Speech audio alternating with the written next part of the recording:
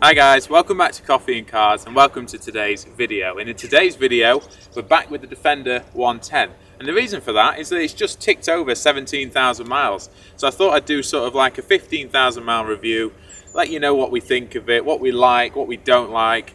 But I got to admit, it's one of the best cars we've owned, so there's definitely more positive than negatives. But let's check it out.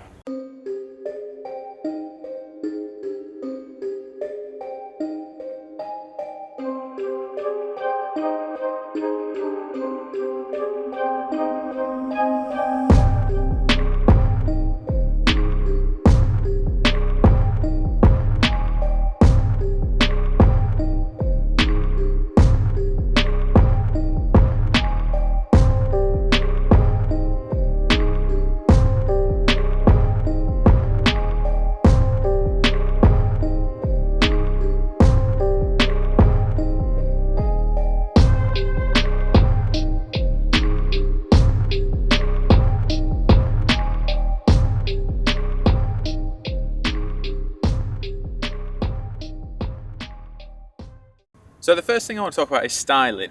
Now, this car's Carpathian Grey, which obviously is my favourite colour, hence why we chose it. The wheels is the only thing that I'm not too sure on. So these are the 20-inch wheels with obviously a little bit more of an off-road tyre. You can spec it all the way up to 22s or even 23s if you go in aftermarket. Don't know if I'd go that far. But one of the things that I love about this is the way it rides, and part of that is because of the air suspension, which I think is a must on these cars. I think that's if you had one option that you wanted to pick, I think that would be it. Would I go bigger on the wheels, smaller on the tyres? I don't think I'd go all the way up to 22s, but I think maybe the 21s would be the perfect sort of solution. Get a bit more style, a bit more of an urban look, but hopefully keep the ride that I love about this car so much. So just while we're talking about styling, a couple of things. Number one is that I think the rear cover with the colour match centre, I think that really sets the back of the car off. I see a lot of them on the road that don't have the cover, and I think it looks a lot better with the cover. So that's another thing that I'm really glad it has. But just while we're talking about Carpathian Grey, never had a car that looks so good dirty. And I don't know if that's the style of the car because it's a Defender, an off-road car, but it doesn't seem to get very dirty. And when it does, it kind of looks good. You know, you see a lot of Defenders that look caked in mud, but they kind of look good. I think that's just the heritage of the car. And I think the Land Rover mud flaps, I think they help with keeping the car a bit cleaner as well, especially on the rear. Another big positive with this car is the sheer size of it and the space that you get, especially in the rear. And another thing I love about the rear is the sort of the hard floor. I'll show you.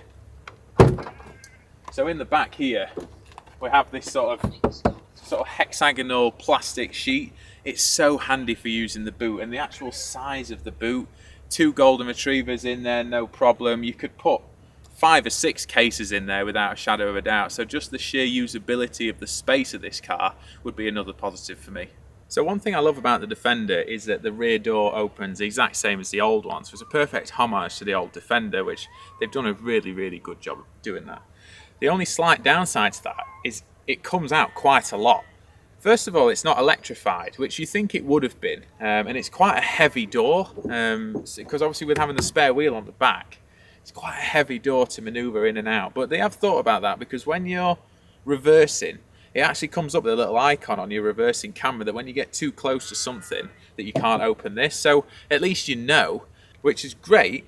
But in a UK parking spot, you're already at the limit of fitting in just as it is. Never mind having to leave this much space to open it at the back. Somewhere in like America, I'm sure you get away with it. But yeah, one slight downside is the size of it. You have to be really careful, especially when parking. And like I say, the rear door is a little bit heavy. So another big bonus point for the new Defender is the towing capability. Now, I don't do a lot of towing myself, but my mum and dad, they're avid caravanners, so they've towed caravans for 20 years. And they've had all sorts. Range Rovers, Freelanders, Discoveries, X5s. and they say that this is out and out the best towing vehicle they've ever seen, ever used. They say you don't even notice that you've got a twin axle caravan on the back. Now this specific one, being the 3 litre diesel, has a 3.5 tonne towing capacity.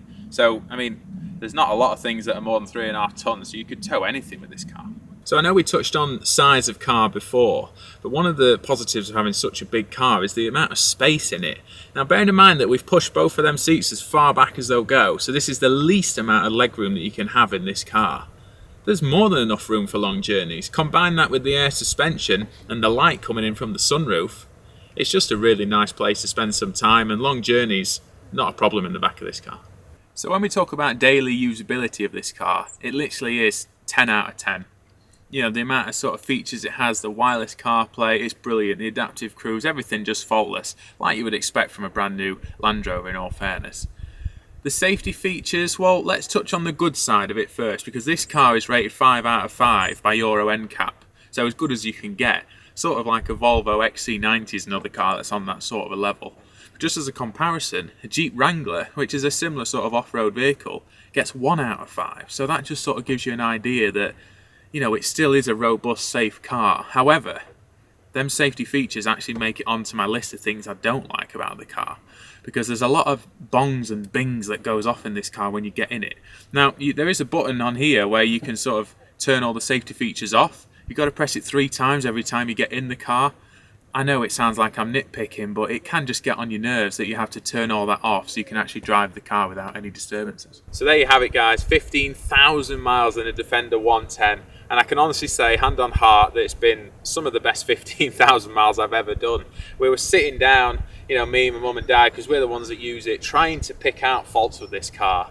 And the positives, well, there's just a long list. So yeah, if you are in the market for an SUV, family vehicle, especially that can go off-road and do a bit of towing, I think there's only one outcome, and I think you'll end up in one of these, or even the 90 if you want something a little bit shorter. But yeah, let me know in the comments, guys, what do you think? Do you like the new Defender? Have you got one yourself? Are you enjoying it? Is there stuff that annoys you that I haven't spoken about? Put it in the comments, drop a like on the video, and I'll see you on the next one.